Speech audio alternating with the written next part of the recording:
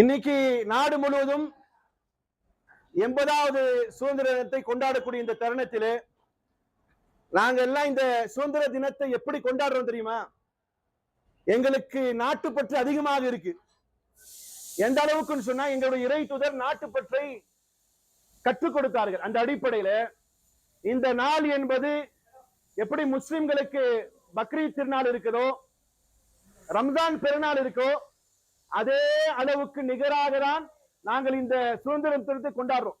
அந்த கொண்டாடும் வகையில தான் நாங்கெல்லாம் ஃபேமிலியா கொண்டாடுறோம். என்னோக்கே போய் எங்கேயோ கொடியேற்றுறது இல்ல, கொடியேற்றவும் செஞ்சோம்.